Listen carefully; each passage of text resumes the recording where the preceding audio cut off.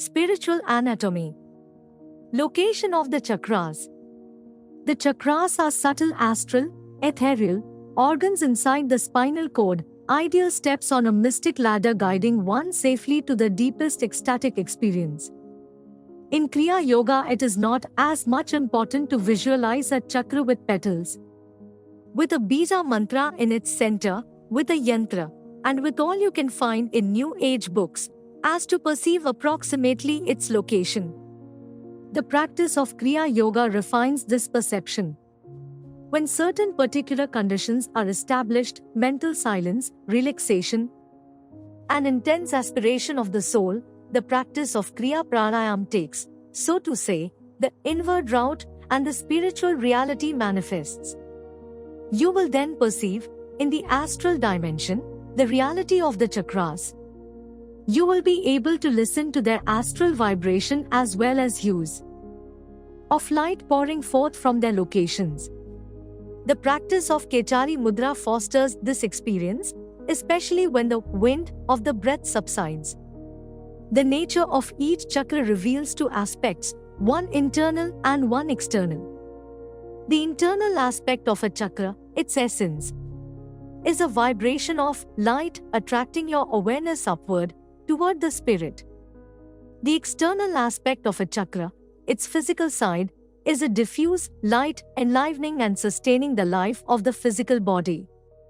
Now, while climbing the ladder of the spine during Kriya Pranayam, you can conceive the chakras as tiny, twinkling lights illuminating a hollow tube which is the spinal cord.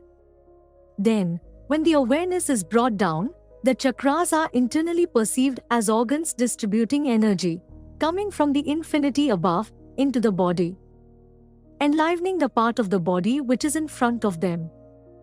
The first chakra, Muladhara, is at the base of the spinal column just above the coccyx, tailbone, region. The second chakra, Swadhisthana, is in the sacral region, halfway between Muladhara and Manipura. The third chakra, Manipura, is in the lumbar region, at the same level as the navel. The fourth chakra, Anahata, more simply called heart chakra, is in the dorsal region. Its location can be felt by bringing the shoulder blades closer and concentrating on the tense muscles in the area between them or just below them. The fifth chakra, Vishuddha, is located where the neck joins the shoulders. Its location can be detected by swaying the head from side to side, keeping the upper chest immobile, and concentrating on the point where you perceive a cracking sound. The sixth chakra is called Agya. Medulla oblongata and Brumadhya, the point between the eyebrows, are strictly related to Agya and cannot be considered as separated entities.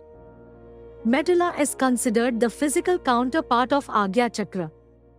What matters is that by finding stability of concentration in any of the 3 points, the spiritual eye, Kutastha, a luminous point in the middle of an infinite spherical radiance, appears at the interior vision.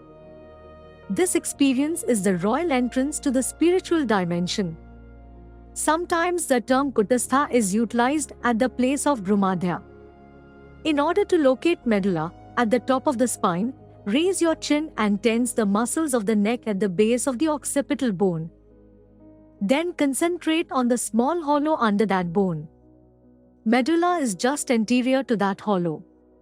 Moving from the seat of medulla toward the point between the eyebrows, it is not difficult to locate the seat of Agya. Swing slowly your head sideways, a few centimeters left and right, having the sensation of something connecting the two temples.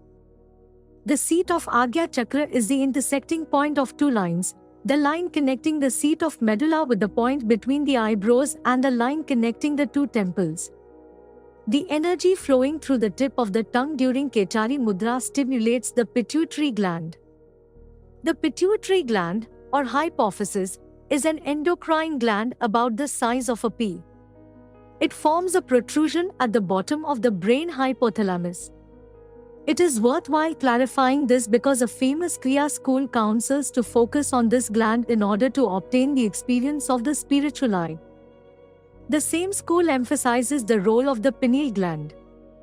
This is another small endocrine gland in the brain. It is shaped like a tiny pine cone. Symbolically, many spiritual organizations have used the pine cone as an icon. It is located behind the pituitary gland, at the back of the third ventricle of the brain. Having full experience of the white spiritual light after long concentration upon the pineal gland, it is considered the last action that you do to perfect your meditation before being lost in samadhi. In the commentary on the Bhagavad Gita by Swami Pranabananda Giri, there is a hint to two further spiritual centers in the brain, Rodri and Bhama. Rodri is located on the left side of the brain above the left ear, while Bhama is located on the right side of the brain above the right ear. We shall have the opportunity to utilize them during the practice of those higher kriyas that happen in the upper part of the brain. Bindu is located in the occipital region and is not considered a chakra in itself. However, it is a very important spiritual center because it works as a door leading the awareness to Sahasrara, the seventh chakra located at the top of the head. Bindu is located where the hairline twists in a kind of vortex. This is the Shikha point where the Hindus leave a lock of hair after having shaved their head. In order to become aware of Sahasrara, some schools counsel to focus on fontanelle, the anterior fontanelle, more properly called bregma. The eighth chakra is the highest center we are going to consider. It is located at about 30 centimeters above fontanelle. Position for meditation. One should sit facing east. According to Patanjali, the yogi's posture, asana, must be steady and pleasant. Half lotus, most Kriyabans are relaxed in this sitting position, which has been used since time immemorial for meditation, because it's comfortable and easily managed. The key is to maintain an erect spine by sitting on the edge of a thick cushion so the buttocks are slightly raised. Sit cross-legged with the knees resting on the floor. Bring the left foot toward the body so its sole is resting against the inside of the right thigh. Draw the heel of the left foot in toward the groin as much as possible. The right leg is bent at the knee and the right foot is comfortably placed over the left thigh or calf or both. Let the right knee drop as far as possible toward the floor. The shoulders are in a natural position. The head, neck, chest, and spine are in a straight line as if they were linked. When the legs get tired, reverse them to prolong the position. The best hand position is with fingers interlocked as in the well-known photo of Lahiri Mahasaya. This balances the energy from the right hand to the left and vice versa. The hand position for meditation and for pranayam is the same because you move from pranayam to meditation without interruption. Usually you don't even realize it.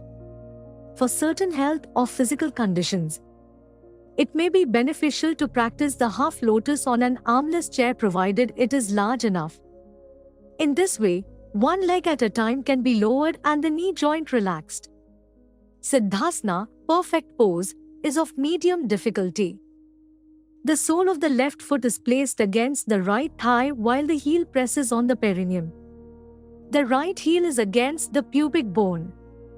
This leg position combined with Kechari Mudra closes the pranic circuit and makes Kriya Pranayam easy and beneficial. It is said the position helps one to become aware of the movement of prana. Padmasana, lotus position, a difficult, uncomfortable position. The right foot is placed on the left thigh and the left foot on the right thigh with the soles of the feet turned up. It is explained that when this asana is combined with Kechari and Shambhavi Mudra, it results in an energetic condition that produces the experience of the internal light coming from each chakra. It helps keep the body from bending or falling over as it tends to do when deep pratyahara is practiced. Padmasana is uncomfortable for a beginner because the knees and the ankles become extremely painful. I would not advise anyone to perform this difficult posture. Some yogis have had to have knee cartilage removed after years of forcing themselves into the Padmasana.